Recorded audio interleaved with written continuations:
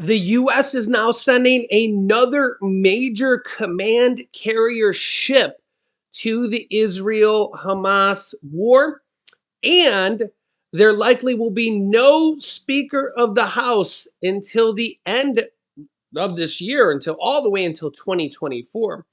The Abrams tanks have arrived in Ukraine, and the Israeli invasion into Gaza is green-lighted. All this and more, let's jump right in. Yeah, the US sends a command carrier, an aircraft carrier like ship to the Eastern Mediterranean over to Israel in the area. USS Mount Whitney headed to the Eastern Mediterranean to provide more troops and support to the area. In case Iran enters the war, they can literally strike the area at a moment's notice. Quote, they are there so that if the defense secretary and the president make a decision that they are needed, they are in the region. But I'm not going to get into specific operational details at this time. Israeli defense minister tells his troops to be ready for the ground invasion that is imminent at this point. Take a listen. Let's bring in retired IDF Major General Yaakov Amidor. Sir, thanks so much for joining the program. So we're hearing that they're saying that it's going to take 6 to 8 months to defeat Hamas on the ground once those ground troops are there. The new reporting saying that the IDF will get some assistance from the U.S. Is if Hezbollah decides to join the war. What is your read on the ground? Is 6 to 8 months enough to defeat Hamas? I think that here we have to make differentiation between the first stage in which we need a lot of forces to go in to destroy the system which was built by Hamas inside Gaza, to identify the centers of gravity of their organization based on the tunnels that they have under the ground. And then to clean the city from all the elements will take longer time. But the beginning, the massive stage will take few weeks, and then it will be a slow process of cleaning it, identifying the members, where they are hiding, and so on and so forth. It will be kind of a war, but in low intensive state. And we have to do the first stage very slow because of the security of the soldiers and the commanders, but that one is a very massive, the first stage. So here there is a difference between the two stages. The one is short, and the second one is a very long one, which take even months. Are you okay with the wait?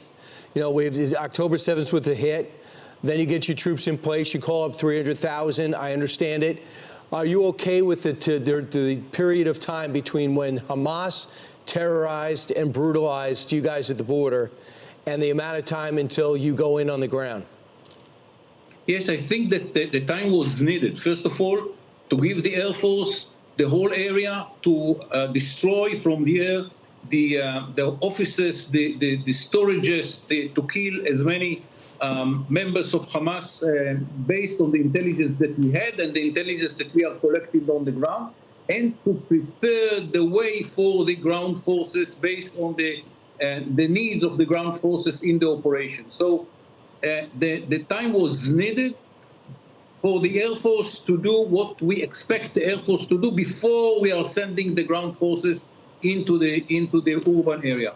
Secondly, we had to prepare the forces, to bring them from all over Israel, to recruit the reserves. Israel system based on huge reserve forces. I don't know what is the percentage of reserves in the south, but in the north it's very big. So I mean, we have to organize ourselves with the logistic and the preparations and the training and the reserve forces, which we have to call from home. Friends of mine, friends of my son and daughters at the age of 40, 30, It takes time to organize them in the right way to prepare them to the invasion of Gaza. It takes time, and the Air Force is busy all the time, so it's very good for us that we have time to do it, to be better prepared, and the Air Force to finish the targeting missions that he has.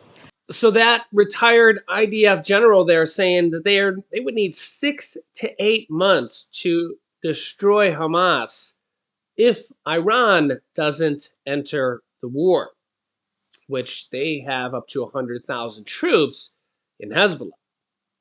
So you can already see that this could be a very big war. Yeah. Also, the US may not have a actual elected speaker here for the time being, as Jim Jordan has not been able to be elected here for the time being. And the current plan now is to have the interim speaker, Patrick McHenry, stay there until January. And Jim Jordan looks like he's going to go along with this plan. I don't know if this has ever been done or the last time this has been done. McHenry's current powers as an interim speaker are limited, as Congress faces a ticking clock to pass spending legislation by November 17th to avoid a government shutdown, which is going to be very difficult in its own right. President Joe Biden also urged lawmakers to pass emergency security assistance for Israel, as that war has already become a nightmare. Jim Jordan actually got less votes on the second round of voting for speaker than he did the first time. So, I don't know. I think Steve Scalise actually may have a better chance of getting the speakership than Jim Jordan this time around. Remember Steve Scalise, he actually took a bullet during that baseball congressional baseball game. And I think that maybe he could get it. He stepped out of the running. That doesn't mean he can't step back in. That doesn't mean they actually can't vote him in even without that. But we'll see. We'll see. It looks like they may just go with the temporary interim speaker who's already the interim speaker now, because our country is in a tough spot right now all around. So you can let me know your thoughts here. Also, YouTube is limiting our reach, our views right now. We had videos getting 40,000 views just a few days ago, and our impressions, the amount of times our thumbnails, the amount of times our videos are shown to people, literally just plummeted. Literally just plummeted the next day. So apparently YouTube doesn't like us talking about the truth for whatever reason, for who knows what reason. It's a shame. It's an absolute shame. And this is where, media just stifles what happens in the real world. You guys can let me know your thoughts on this. Please like and share these videos. It helps out our YouTube channel. This is the sad part about independent journalism and just speaking the truth. For some reason, we're all slaves to a master. In this case, it's the YouTube gods. It's really, really sad. So I'm here just, here for you guys on a daily basis. So remember, new videos come out here most of the time, every day at 10 a.m., 3 p.m., and 8 p.m. Eastern Standard Time, bringing you guys the truth every single day. So make sure to subscribe, click the bell icon. If you're not seeing my videos, it's because YouTube just decided to stop showing them to 75% of the people that it normally shows them to. Sad, sad reality. So don't forget to subscribe, share, and like these videos and comment. It will help out the YouTube algorithm, hopefully. Click here to watch my newest video next, and I will see you in the next video.